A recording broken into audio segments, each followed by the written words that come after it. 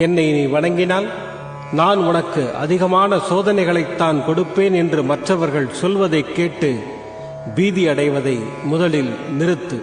என் துணையுடன் உன் கர்ம வினைகளை கழித்துவிடு. சாயியின் பக்தன் என்பது சாதாரண காரியமல்ல. யாரிடமும் இல்லாத மனோதிடம் உடையவனாக இருப்பான்.